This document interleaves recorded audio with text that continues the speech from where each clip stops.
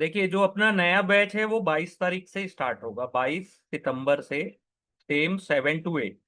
अभी जो अपन previous batch चल रहा है उसमें आप लोग देख सकते हैं कि अपन पढ़ाई कैसे करते हैं, कितना डीपली पढ़ते हैं कि रिजल्ट हमारा बहुत अच्छा आता है। ठीक है। वो केवल नवरात्रि के का ऑफर है, इसलिए मैंने ये सोचा कि कुछ अच्छा काम किया जाए, तो आप लोगों को मैं फ्री में पढ़ा रहा हूँ। वो जो 9 दिन की क्लासेस रहेगी, ठीक है। बाकी अगर जितना डिटेल में आप पढ़ते हो उतना अच्छा रिजल्ट आपको मिलेगा। ठीक है। म्यूचुअल फंड सबसे इजी एग्जाम है उसके लिए जो थोड़ा सिंसियर है अपने करियर में। ठीक है। थोड़ा सा सिंसियर होके तैयारी करोगे एग्जाम निकल जाता है। ठीक है। डिफिकल्ट उनके लिए जो केवल पास होना चाहते हैं एनी हाउ। एमसीक्यू या कुछ थोड़ा बहुत 2-4 पेज के नोट्स पढ़ लो, वो अब काम नहीं आता है। ठीक है। तो चैप्टर 10 और 11 में की रिस्क फैक्टर, यहां से बहुत सारे क्वेश्चन आते हैं। एक होता है general risk versus specific risk factor. ठीक है। जो म्यूचुअल फंड का स्कीम इंफॉर्मेशन डॉक्यूमेंट्स होता है, SID, list standard general risk that apply to all fund. और एक होता है specific risk to certain assets class. एक होता है मार्केट रिस्क। मार्केट रिस्क आपको पता है कि मार्केट गिरेगा तो सब गिरेगा। ठीक है। मार्केट के लिए कोई न्यूज खराब आती है तो सब गिरता है, कुछ ज्यादा कुछ कम, लेकिन गिरते सभी है। और कोई और खराब न्यूज आए कि या बहुत अच्छी न्यूज आए तो सब ऊपर। ठीक है। पॉजिटिविटी निगेटिविटी सेंटीमेंट जो होते हैं मार्केट रिस्क। लेकिन होता गया है, कई बार किसी स्टॉक स्पेसिफिक न्यूज आती है। ठीक है। किसी शेयर को लेके किसी कंपनी को लेकर, तो केवल वो कंपनी खराब हो सकती है उस समय के लिए। ठीक है। लिक्विडिटी रिस्क क्या होता है? और आप फेयर प्राइस में असेट्स को सेल नहीं कर पा रहे हो, इनेबिलिटी, इनेबल हो, आप सेल कर ही नहीं सकते। आज आप घर खरीद लो, एक लिक्विडिटी का सबसे बड़ा है, रियल एस्टेट में इन्वेस्टमेंट कर लीजिए आप आज बाय करिए, कल सेल करने की कोशिश करिए, कल सेल करने की कोशिश करिए, सेल नहीं होगा। आपको टाइम देना पड़ेगा, 2-4-5 दिन, महीना 2 महीना, साल भर। कई बार सेल नहीं होता है। ठीक है। सेटलमेंट रिस्क होता है जो डिफॉल्ट रिस्क को भी बोलते हैं, कि सामने वाला पार्टी आपको पैसे ही नहीं दे पा रहा है। ठीक है। आपने उनके साथ कॉन्ट्रैक्ट किया, सामने वाला डिफॉल्ट कर दिया। Issuers fail to pay. Issuers means company आपको आपके प्रिंसिपल अमाउंट एंड इंटरेस्ट नहीं पेड कर पा रही है, are general risk for all scheme. ठीक है। इंटरेस्ट रेट रिस्क और credit risk. Interest rate risk, credit risk specially डेब्ट फंड के लिए होता है। करेंसी रिस्क किसके लिए होता है? फॉरेन इन्वेस्टमेंट के लिए, विदेशी कंपनियों में, यूएस में आप इन्वेस्टमेंट कर रहे हो, करेंसी डॉलर। ठीक है। हमेशा ऊपर नीचे होते रहेगा, आपको रिस्क बने रहेगा। तो पहला होता है मार्केट रिस्क, जिसको सिस्टमेटिक रिस्क भी बोलते हैं। देखिए, मैं इतने डिटेल में पढ़ा रहा हूं क्यों? क्योंकि यहां से क्वेश्चन आता है, गलत कर जाते हैं लोग। Systematic risk, market risk. ठीक है। इकोनॉमिक चेंज हो गया, इंटरेस्ट रेट हाई लो हो गया, करेंसी वीक या स्ट्रांग हो रही है, तो मार्केट रिस्क को डाइवर्सिफाई नहीं किया जा सकता। इसका इंपैक्ट सभी सिक्योरिटीज को पड़ता है। ठीक है। ओवरऑल मार्केट मूवमेंट को पड़ता है। इसीलिए बोलते हैं ना, mutual fund investment are subject to market risk. ठीक है। कंपनी स्पेसिफिक रिस्क, जिसको अनसिस्टमेटिक रिस्क बोलते हैं, इसका रिस्क अफेक्ट करता है पर्टिकुलर कंपनी और सेक्टर को। देश diversifiable risk can be reduce. ठीक है। Reduce by holding a broad portfolio. ठीक है। म्यूचुअल फंड में अनसिस्टमेटिक रिस्क को डाइवर्सिफिकेशन करके एलिमिनेट किया जा सकता है, लेकिन मार्केट रिस्क को एलिमिनेट नहीं किया जा सकता। फिर होता है लिक्विडिटी रिस्क। आप जब चाहो उस स्टॉक को बाय या सेल नहीं कर पा रहे हो। ठीक है, बाय सेल नहीं कर पा रहे हो क्योंकि उसमें वॉल्यूम कम है। ठीक है, ट्रेडिंग वॉल्यूम भी कम है, आपको फेयर प्राइस नहीं मिल रहा है। ठीक है, लिक्विडिटी ड्राई हो गई है, आपने टाइमली ट्रांजेक्शन नहीं किया, आपको लॉस होगा। ठीक है, इंटरेस्ट रेट रिस्क क्या होता है? टैप फंड में होता है, बॉन्ड्स में, जब प्राइस मूव करता है इनवर्सली टू इंटरेस्ट रेट। कभी भी याद रखिएगा, इंटरेस्ट रेट हाई होगा तो बॉन्ड की वैल्यू डिक्रीज होती है, बॉन्ड की, और इंटरेस्ट रेट डिक्लाइन होता है तो बॉन्ड की वैल्यू इंक्रीज होती है। ठीक है, और जो लॉन्गर मैच्योरिटी बॉन्ड्स है more sensitive to rate changes. ठीक है, री इन्वेस्टमेंट रिस्क क्या होता है? ऐसा रिस्क, आपने टैप फंड में इन्वेस्टमेंट किया जहां पे आपको कूपन, इंटरेस्ट, मैच्योरिटी आपको सब मिल रहा है। ठीक है, लेकिन आपको रेट ऑफ इंटरेस्ट लोअर मिल रहा है। ठीक है, जितना आपने एक्सपेक्ट किया था उससे कम। फिर होता है क्रेडिट रिस्क। कोई कंपनी डिफॉल्ट या डाउनग्रेड हो सकती है डेब्ट सिक्योरिटीज में। आप देखे होंगे कि कंपनीज बॉन्ड्स इशू करती है जिसकी रेटिंग होती है ए, डबल बी, ट्रिपल बी, ऐसा। तो जिसकी ज्यादा रेटिंग होती है उसका लो डिफॉल्ट रिस्क होता है, जिसकी लोअर रेटिंग होती है उसमें हाई डिफॉल्ट रिस्क होता है। फिर होता है कंसंट्रेशन रिस्क। आप किसी एक कंपनी में बड़ी होल्डिंग रख लो। ठीक है, और ये ज्यादा किस में होते हैं? मिड कैप और स्मॉल कैप में। क्या होता है कि आपने किसी कंपनी में बहुत बड़ा इन्वेस्टमेंट कर लिया जो स्मॉल कैप थी या मिड कैप कंपनी थी, उसका बिजनेस फेल हो गया। आपने अपना पूरा, मान लीजिए 10 लाख रुपया था, 10 लाख का 10 लाख आपने उसमें डाला हुआ था, कंपनी खत्म, आपका 10 लाख रुपए भी खत्म। फिर होता है करेंसी रिस्क। आप फॉरेन एसेट्स में इन्वेस्टमेंट कर सकते हैं, फ्लक्चुएशन इन एक्सचेंज रेट। ठीक है, बोलते हैं ना डॉलर स्ट्रांग हो गया, रुपी वीक हो गया। ठीक है, डेरिवेटिव रिस्क होता है जो इंट्रोड्यूस क्यों होता है? लीवरेज के कारण, क्योंकि स्मॉल प्राइस से आप बड़े असेट्स में ट्रेड करते हो।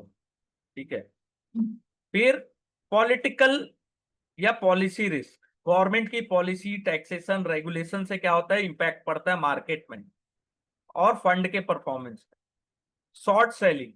ठीक है, जहां पे आपने बोरो किया स्टॉक और प्राइस अचानक से ऊपर चला गया। ठीक है, risk and return.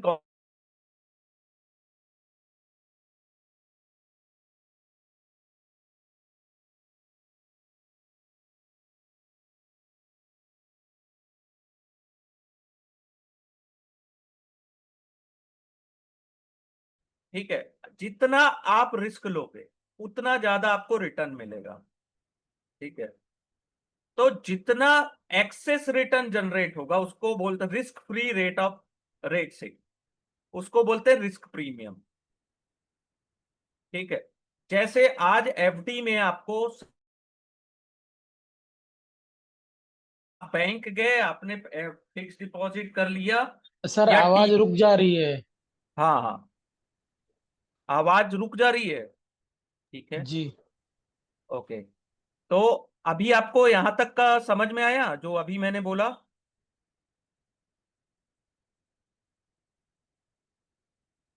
Yes. Sir ये जो रिस्क प्रीमियम आपने बताया ना वो थोड़ा कट हो गया था, तो ये रिस्क फ्री और अच्छा, रिस्क प्रीमियम समझाइए। तो देखिए एफडी में आपको कितना मिलता है? 7%। आप बैंक गए, आपने एफडी की, आपको 7% रेट ऑफ इंटरेस्ट मिलेगा, ये रिस्क फ्री रहा। आपको कुछ नहीं करना है, बैंक गए, आपने डिपॉजिट कर लिया। ठीक है, टी बिल रेट, जो ट्रेजरी बिल रेट होता है वो रिस्क फ्री होता है क्योंकि गवर्नमेंट के बॉन्ड्स जो होते हैं वो डिफॉल्ट नहीं करते, तो आपको उतना पैसा मिलेगा। लेकिन आप चाहते हो कि 7% से ऊपर रिटर्न जनरेट कर सको। ठीक है, तो ज्यादा रिस्क लेते हो आप। 7% से ज्यादा, मान लीजिए आपने 9% जनरेट किया, तो 2% जो एक्स्ट्रा आपने जनरेट किया वो एक्सेस रिटर्न हुआ, लेकिन आपने उसके लिए रिस्क भी लिया। ठीक है। आपको ज्यादा रिटर्न के लिए इक्विटी फंड, ठीक है, उसमें आपको इन्वेस्टमेंट करना पड़ा कि आपको ज्यादा रिटर्न मिल सके, ठीक है। लेकिन अगर केवल आप एफडी में बने रहते तो आपको केवल 7% मिलता। मतलब सिंपल है कि जितना ज्यादा रिस्क लोगे उतना ज्यादा रिटर्न मिल सकता है, जरूरी नहीं है मिलेगा। हो सकता है कि रिस्क फ्री रिटर्न 7 है, आपने जिसमें इन्वेस्टमेंट किया उसमें 7 के आपको माइनस में रिटर्न मिला, या आपका जो इन्वेस्टमेंट है वही 2-4% ड्रॉ डाउन हो गया, ठीक है। देखिए, सेकंड है सिस्टमेटिक रिस्क और अनसिस्टमेटिक रिस्क। सिस्टमेटिक रिस्क को डाइवर्सिफाई नहीं कर सकते आप, क्योंकि ये स्टॉक बॉन्ड सबको इफेक्ट करता है, ठीक है। रिसेशन, इंटरेस्ट रेट चेंजेस में बॉन्ड्स भी अफेक्ट होते हैं, स्टॉक भी अफेक्ट होते हैं। Unsystematic risk company specific risk होता है, ठीक है। आप डाइवर्सिफिकेशन करके उसे मिटिगेट कर सकते हैं, ठीक है। म्यूचुअल फंड एलिमिनेट करते हैं अनसिस्टमेटिक रिस्क, क्योंकि वो बहुत सारे सिक्योरिटीज में होल्ड करते हैं, डाइवर्सिफाइड होता है उनका, ठीक है।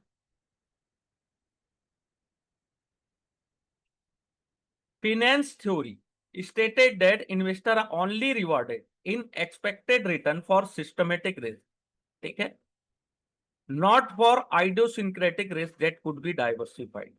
तो डाइवर्सिफाइड का क्या मतलब होता है, आप कोई बता सकते हैं? आप लोग मार्केट में हैं, तो डाइवर्सिफिकेशन का मतलब क्या होता है?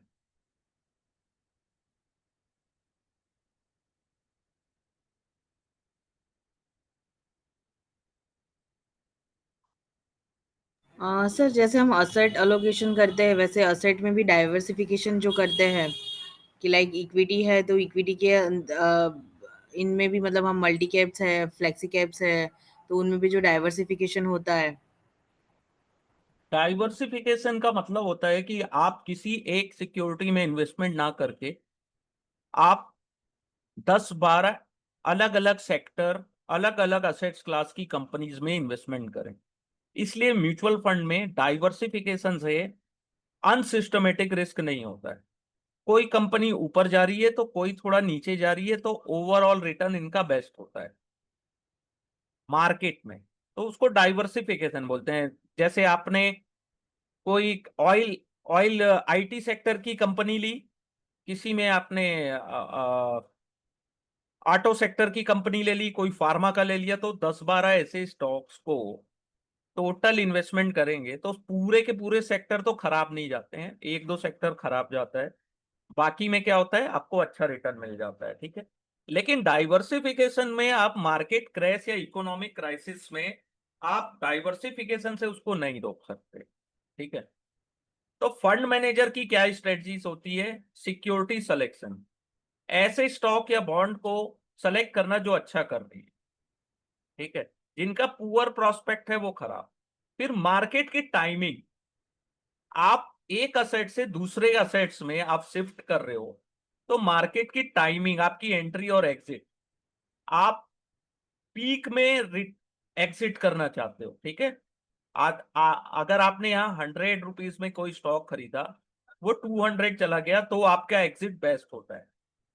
आपने 100 में लिया, 120 में आपने एग्जिट कर दिया, लेकिन वो स्टॉक तो 200 तक चला गया, तो आपकी टाइमिंग सही नहीं है और आपका एनालिसिस सही नहीं है, तो मार्केट की टाइमिंग होती है।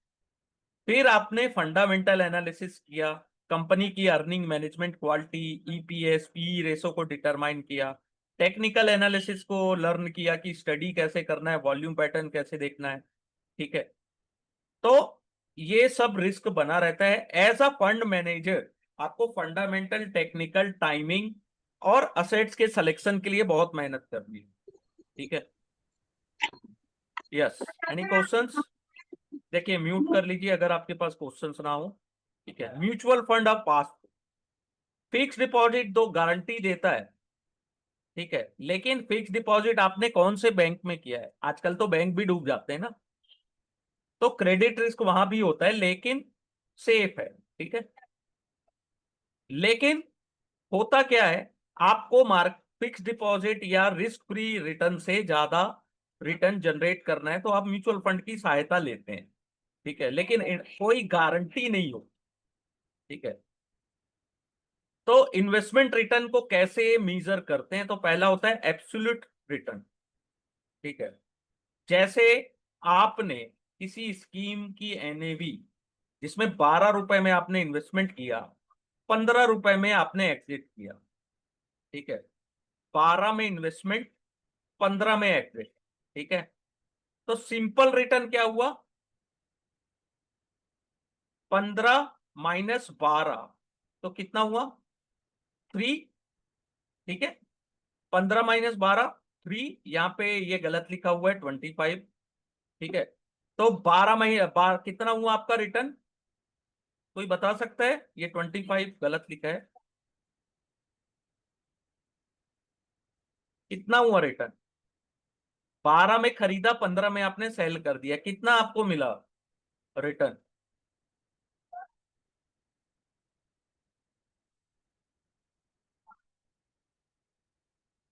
25%, ठीक तो है, हाँ। 3 रुपए एक्स्ट्रा मिले ना आपको, 3 × 4 = 25% रिटर्न मिला, ठीक है।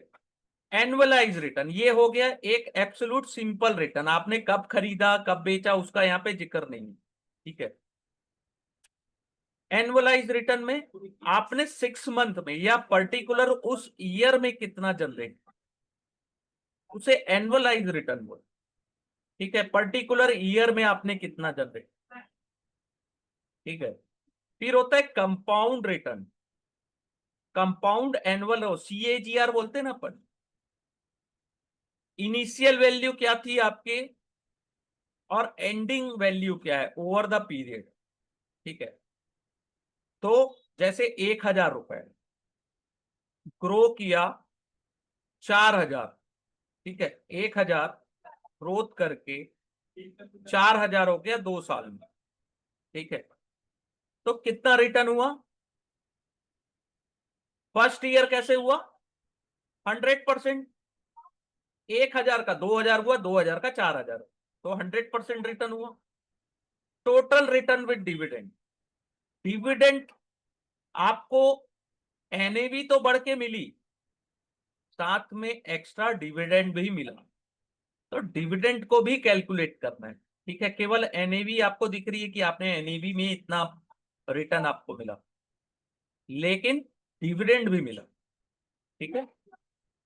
फिर होता है scheme return versus investor return. Publish करती है ना mutual fund scheme return, scheme में कितना रिटर्न मिला बेस्ड ऑन एनएवी मूवमेंट, ठीक है। लेकिन रियल रिटर्न कितना होता है, कोई बता सकता है,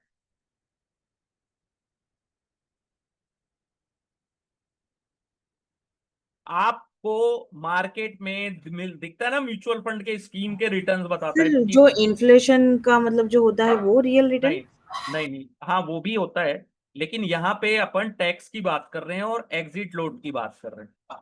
जैसे आपको 10% रिटर्न मिला साल का, आपने 10 लाख रुपए इन्वेस्टमेंट किया, ठीक है, आपको 10% मिला यानी कि 1 लाख रुपीज, लेकिन वो 1 लाख रुपीज आपने अर्न किया तो आपको एग्जिट लोड भी लगा होगा, ठीक है, और टैक्स भी आपने पेड किया होगा। After tax and exit load कितना आपको रिटर्न मिल रहा है, वो इन्वेस्टर का रियल रिटर्न होता है। तो अपन क्या सर करते हैं, टैक्स कैसे लगेगा? क्यों नहीं लगेगा, अच्छा सर 1 लाख है तो चलो नहीं लगेगा, ठीक है, हम्म, 1.25 लाख तक नहीं लगेगा, एक जी एग्जाम्पल है।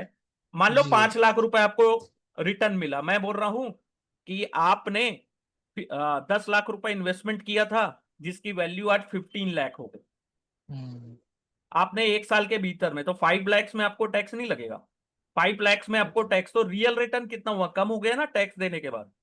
जी फिर एग्जिट लोड, आपने जल्दी निकाल लिया पैसा तो शॉर्ट टर्म में, शॉर्ट तो टर्म। एग्जिट लोड एक एग्जाम्पल के तौर पे समझा रहा हूं, है ना। तो ओके। एग्जिट लोड लगता है, एंट्री लोड बंद हो चुका है ना, यहाँ पे लिखा जरूर है लेकिन एंट्री लोड को बैन कर दिया गया है, ठीक है, वो नहीं ले सकती कोई भी स्कीम आपसे। पहले था कि एंट्री लोड भी देना पड़ता था, आपकी एनएवी 10 रुपए है तो खरीदने पे आपको एंट्री लोड देना पड़ता था, अब नहीं। अब देखिए सेबी के नॉर्म्स क्या है रिटर्न रिप्रेजेंटेशन में, ये आप सर ये आपने जो एग्जांपल दिया ना वो ऊपर जो 10 लाख 15 लाख वाला, तो हाँ उसमें आपने रियल रिटर्न मतलब वो समझाया, बट हमें हाँ यही एग्जांपल में सपोज हमें शॉर्ट टर्म कैपिटल गेन लगवाना हो तो उसमें हाँ, एग्जिट लोड कैसे लगता है, और शॉर्ट टर्म कैपिटल गेन में मतलब जो 20% है वो कैसे काउंट होता है? जो आपका वो आपका सीए करेगा, जो टैक्स आपका लेते हैं ना वो करते हैं, लेकिन एग्जिट लोड मान लीजिए 1% है, ठीक है, तो वो रिडीम होगा एट 99% ऑफ द एनए, ठीक है। एग्जिट लोड आपका दिया गया रहेगा जब आपको आप वापस से, जब बाय करोगे सब लिखा रहेगा। हाँ नहीं, सेल करोगे तब, हाँ सॉरी, हाँ सेल करोगे तो लिखा रहेगा। ठीक है, उसमें ट्रांजैक्शन कॉस्ट, फिर आपको सीए बताएगा कि आपका ओवरऑल टैक्स सिनारियो देख के कि कितना आपको लग रहा है। और आपने जो इन्फ्लेशन की बात की, इन्फ्लेशन वाली जो बात है, जैसे 10% आपको रिटर्न मिल रहा है मार्केट में, ठीक है, 10%, लेकिन इन्फ्लेशन चल रहा है 9%, तो रियल रिटर्न कितना हुआ? 1%। 1%। लेकिन 10% आप मान लो चल रहा है, आपका रिटर्न है 5%, इन्फ्लेशन चल रही है 9%, तो आपका जो रिटर्न है वो -4% होगा, यानी कि आपको 4% एक्स्ट्रा और अर्न करना पड़ेगा। यही एफडी में होता है ना, सबसे खराब बात कि इन्फ्लेशन को बीट नहीं कर पाते हैं, रियल इन्फ्लेशन अगर आप देखोगे तो बीट बहुत कम ही कर पाते हैं, ठीक है। तो बहुत सारे बॉन्ड्स भी होते हैं जो इन्फ्लेशन को बीट करने के लिए बने होते हैं। तो सेबी का नॉर्म्स क्या है? रिटर्न रिप्रेजेंटेशन में नो गारंटी रिटर्न। पहला चीज आपको किसी भी इन्वेस्टर को ये नहीं बोलना है गारंटीड रिटर्न है, ऐसा कहीं नहीं बोलना है। Assure return scheme with guarantee कहीं नहीं होता है, ठीक है। एसआईडी का नाम होता है, ठीक है, नो गारंटीड रिटर्न बस। लेकिन गारंटर होता है जो स्पॉन्सर होता है, ठीक है, अगर कोई शॉर्टफॉल हो रही है, ठीक है, ऐसा कुछ होता नहीं है, ठीक है, बस आपको समझ में आई बात? जी। अपन क्या बोलते हैं, लास्ट के 2 साल के रिटर्न देख के क्या बोलते हैं? पास्ट परफॉर्मेंस देख के बाय करते हैं। नहीं, बाय करते हैं, लेकिन सामने वाले को क्या बोलते हैं? इतना ही रिटर्न मिल सकता है प्रोबेबिलिटी, लेकिन कोई गारंटी नहीं होती। कोई गारंटी, हाँ। कल ही मार्केट में कोई न्यूज खराब आ जाए तो मार्केट तो ऐसे भी गिर जाएगा। फिर देखिए यहां से एक क्वेश्चन आएगा, एडवर्टाइजिंग कोड, ठीक है। एडवर्टाइजिंग कोड में क्या होता है कि आपको code and guideline dictated how mutual fund performance can be showing in market and investor communication, ठीक है, स्टैंडर्ड फॉर्मेट में होता है परफॉर्मेंस डेटा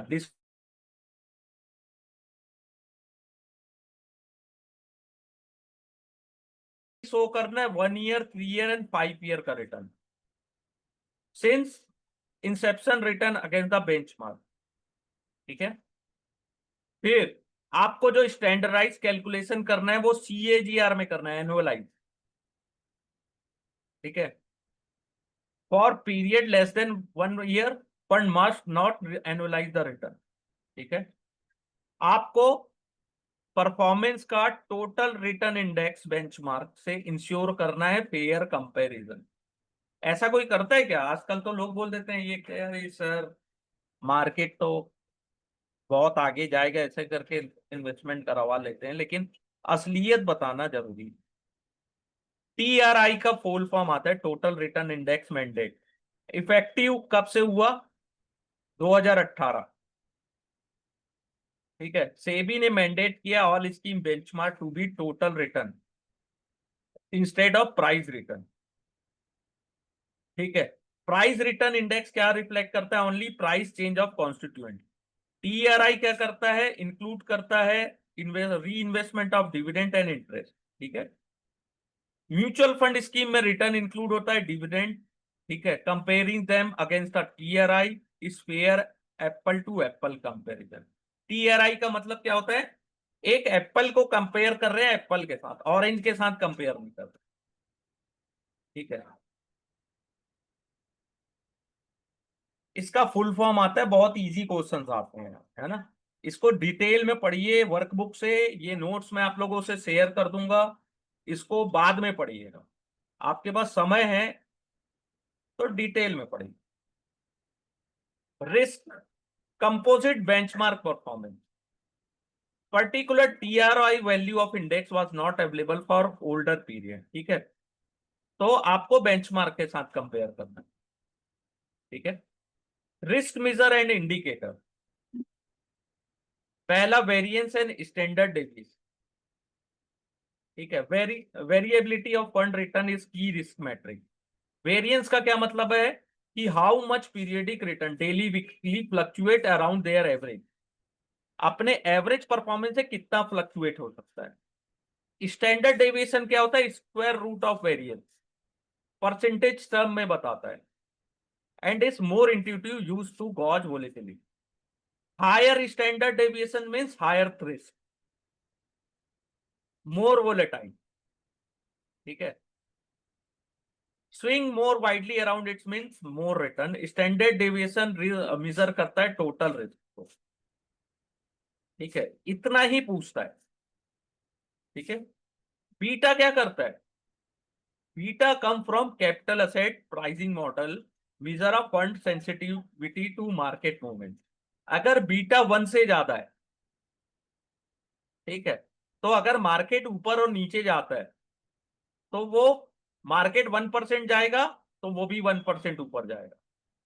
ठीक है, मार्केट 10% ऊपर जाएगा तो वो भी 10% जाएगा। लेकिन बीटा 1 से नीचे है तो मार्केट अगर 1% नीचे जा रहा है तो वो उससे कम ही रिटर्न जाएगा। ठीक है, कम गिरेगा। ठीक है, high beta stock, low beta stocks, ये सब आपने वर्ड्स सुने होंगे। ठीक है, फिर होता है modified duration, interest rate risk in bond, duration is use for depth portfolio. ठीक है, मॉडिफाइड ड्यूरेशन का क्या मतलब होता है, percentage change in a bond for 1% change in interest rate. 1% interest rate के चेंज होने से आपके बॉन्ड में कितने के चेंजेस आते हैं। ठीक है, वेटेज एवरेज मैच्योरिटी, ये सिंपल इंडिकेटर है for gap fund interest rate.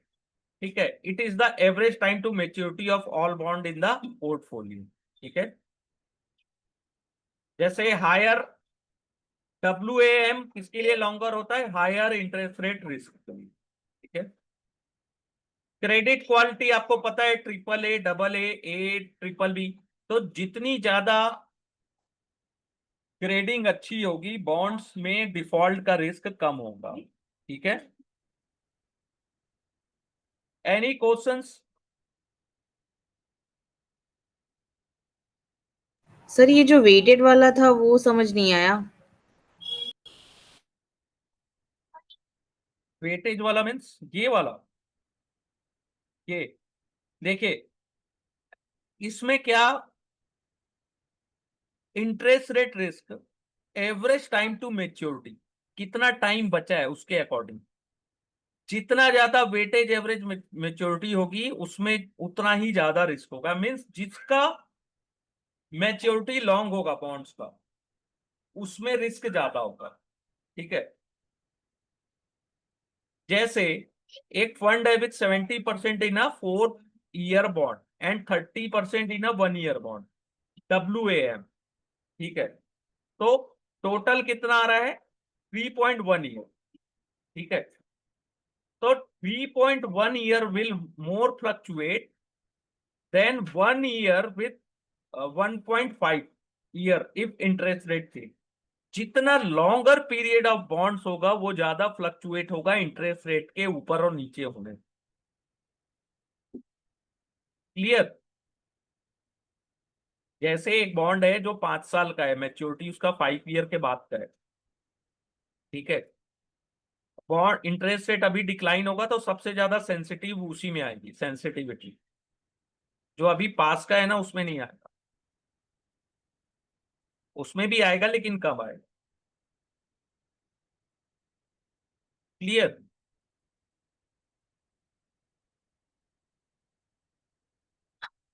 फिर बेंचमार्क का क्या क्या यूज है कि how well the scheme perform relative to the market और category, benchmark index.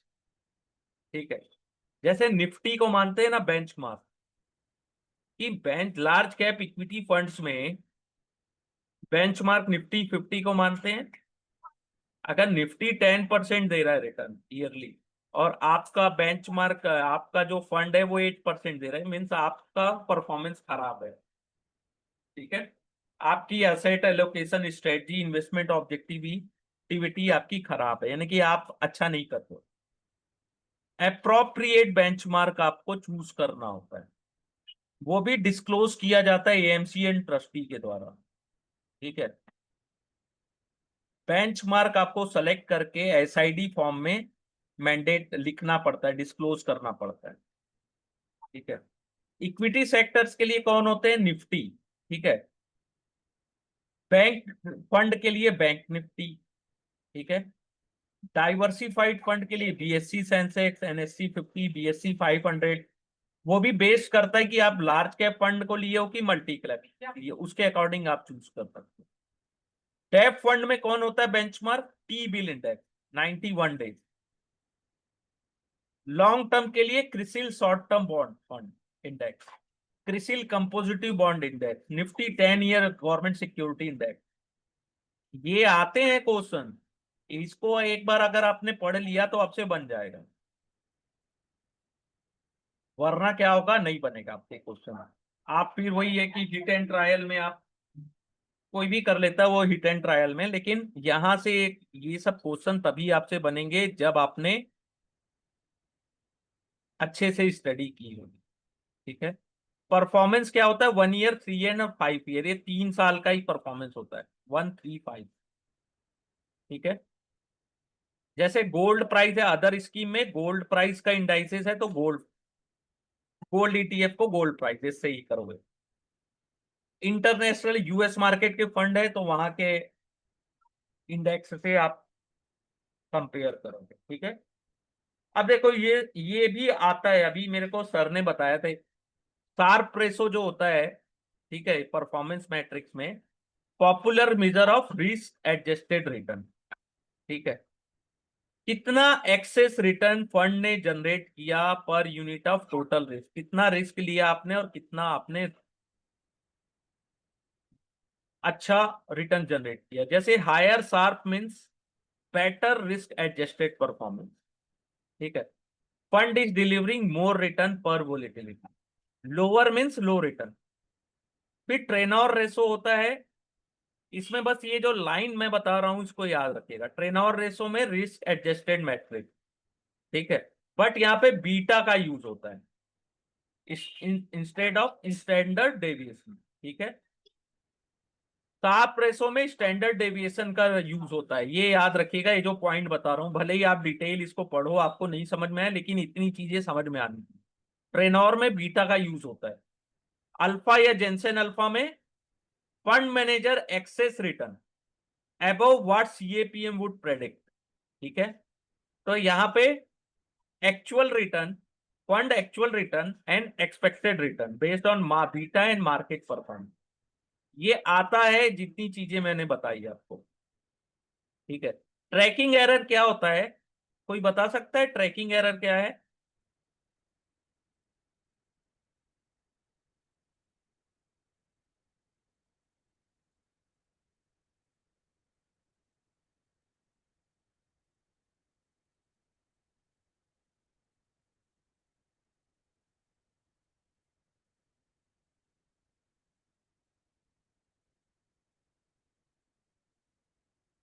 Tracking error बता सकते हैं, जैसे अपन क्या करते हैं कि निफ्टी 50 के 50 स्टॉक है। ठीक है, निफ्टी 50 में 50 स्टॉक है, सेम स्टॉक्स को लेकर आप इंडेक्स फंड बनाते हो, तो ट्रैकिंग एरर आता है क्लोज टू जीरो। ठीक है, क्योंकि कुछ ना कुछ कैलकुलेटिव एरर रहता है। ठीक है, आप उसको प्रॉपर, ठीक है, तो उसके कारण क्या होता है, मान लो इंडेक्स का रिटर्न आ रहा है 10%, तो इसका रिटर्न 9.8 आता है।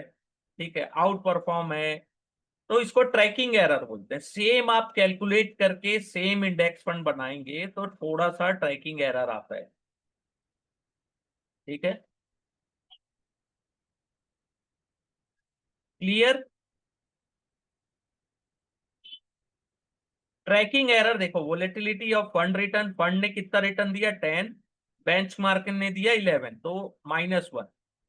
वैसे इतना ज्यादा रिटर्न -1 तो नहीं होता है, एकदम जीरो के आसपास 0.25 या इस टाइप का कुछ लिमिट होता है। क्लियर हुआ? क्लियर। ट्रैकिंग एरर, चलो आवाज नहीं आ रही यानी कि क्लियर है। जी हो गया हो गया। ओके। एक्सपोजर लिमिट, किसी भी एक स्टॉक या डेप में आप 10% से ज्यादा नहीं ले सकते, एक single issuers on a scheme assets.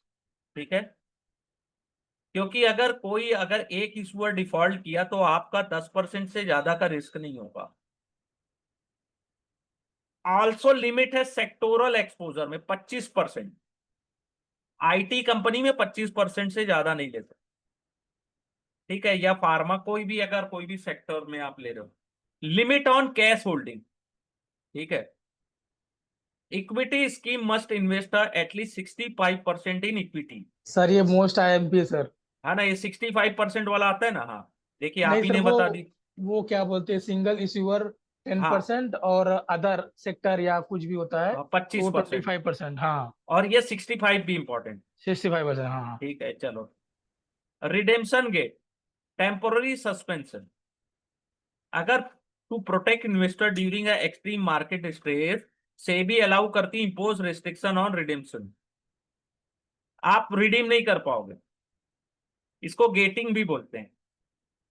ठीक है, सिस्टमेटिक रिस्क आ गया, not to individual security issue. Key rule for getting कि it can only last up to 10 working days in 90 day period, 10 दिन से ज्यादा नहीं करो। ठीक है, और 2 लाख रुपए पर इन्वेस्टर आप ऑनरली ले सकते हो। 2 लाख से ऊपर अगर है, 5 लाख करोगे तो 2 लाख रुपए तुरंत मिलेगा, 3 लाख रुपए डिले में मिलेगा। ठीक है, ये रिडेम्पशन गेट्स होते हैं।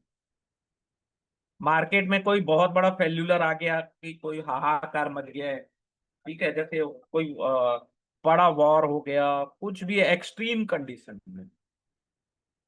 ठीक है, बहुत इंटरेस्टिंग चैप्टर है, मेरे को नहीं लगा था इतना इंटरेस्टिंग होगा।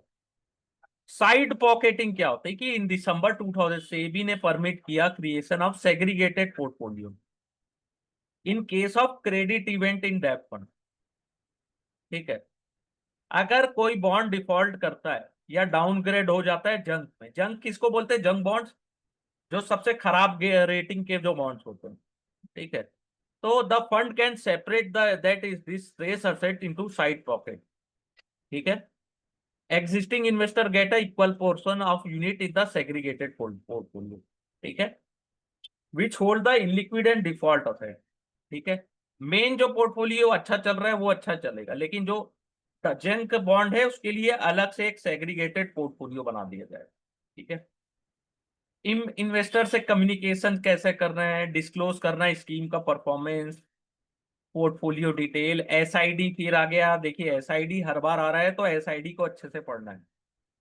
ठीक है, एसआईडी और एसएआई को कंटिन्यू अपडेट होते रहता है स्टैंडर्ड टाइम पीरियड में। ठीक है, फंड की एक फैक्ट शीट होती है जो एक लीगल डॉक्यूमेंट नहीं है, लेकिन एएमसी पब्लिश करती है monthly fact sheet for investors.